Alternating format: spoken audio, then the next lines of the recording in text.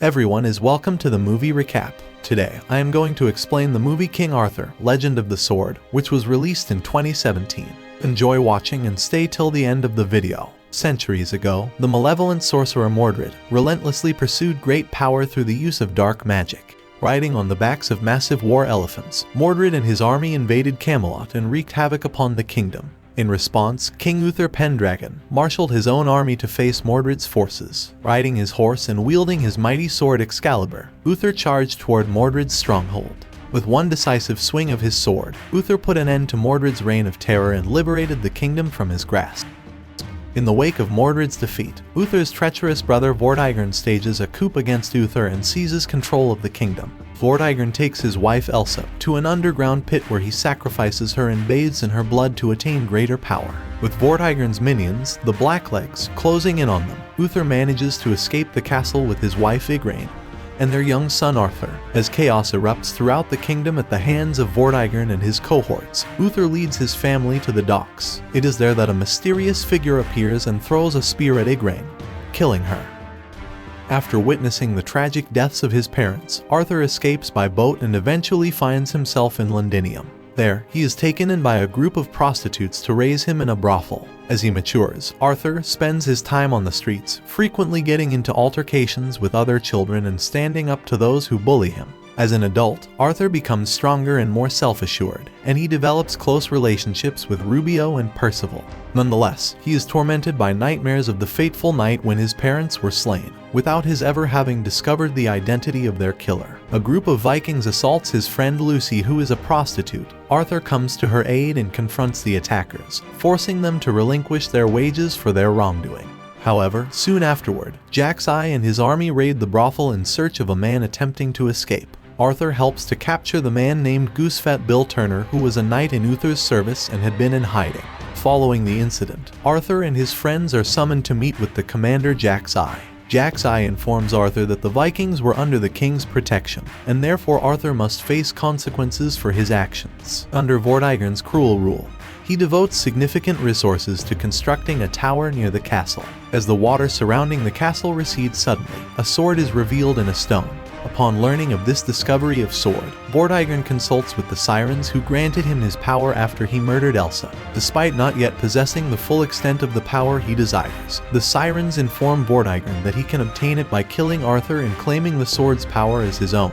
Vortigern orders for all the men in the city to be brought to the sword in an attempt to extract it from the stone. Arthur manages to escape arrest with the assistance of the prostitutes, but is eventually apprehended. He is then transported on a ship with other men en route to the kingdom. Upon arriving at the location of the sword, Arthur and the other men are forced to try and extract it from the stone. As Arthur approaches the stone, he begins to feel the sword slowly coming out. Suddenly, he experiences a series of visions and an overwhelming surge of energy that causes him to faint. Arthur regains consciousness in Vortigern's dungeon, where the king confronts him about his experience with the sword. Vortigern reveals to Arthur his true lineage and how he is the only one who can wield the sword. However, Vortigern has plans to keep the power for himself, and therefore sees Arthur as a threat that must be eliminated. Sir Bedivere, who was once Uther's general, encounters a woman known as the Mage, sent by Merlin to assist Arthur. Arthur is condemned to execution by Vortigern. While Bedivere and his men aid Arthur's escape, the Mage uses her powers to summon hawks to attack Vortigern's men.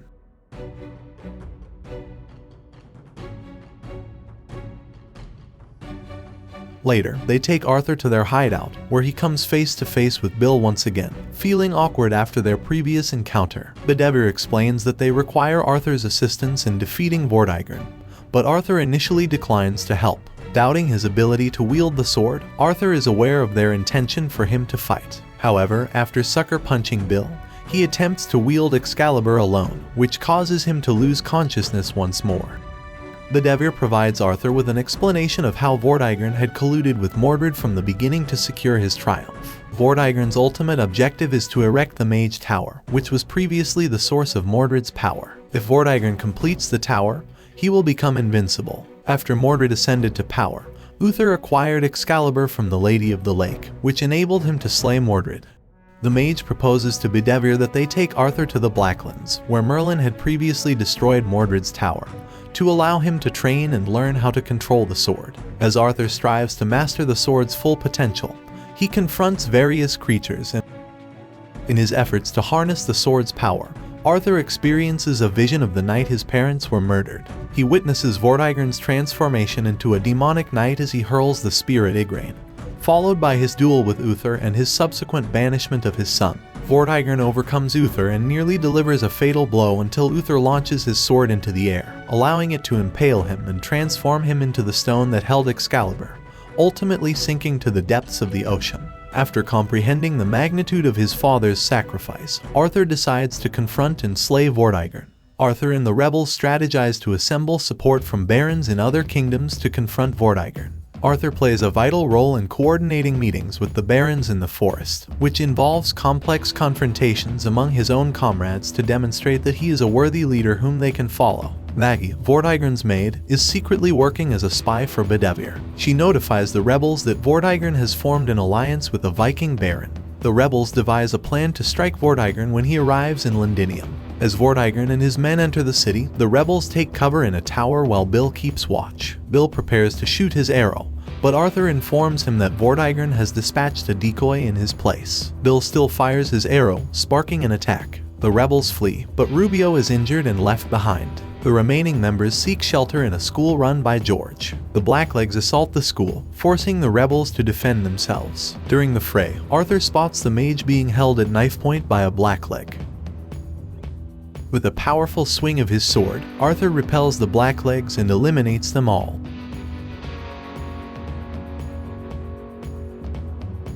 Amid the chaos in Londinium, the rebels take shelter in a safe house, and Rubio and his son Blue are reunited. However, Vortigern's General Greybeard tracks them down and captures Rubio, forcing Blue to pretend not to know him to protect them both. Vortigern attempts to verify Blue's claim by threatening to cut off one of Rubio's ears, but Blue's scream alerts Arthur, who rushes in to save him. Unfortunately, Vortigern still carries out his cruel act and kills Rubio, as Arthur takes Blue away to safety.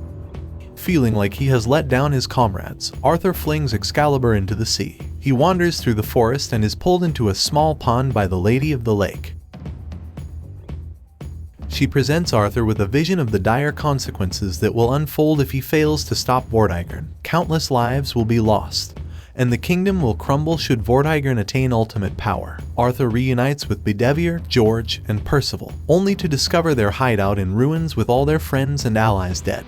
Greybeard appears, warning Arthur that Vortigern will kill both Blue and the mage if he does not surrender by the end of the day. After negotiating with Vortigern, the mage agrees to release Arthur's friends and allies in exchange for him turning himself and the sword over to the king. However, before anyone can harm Arthur, the mage summons a giant serpent to devour Greybeard and the other Blacklegs.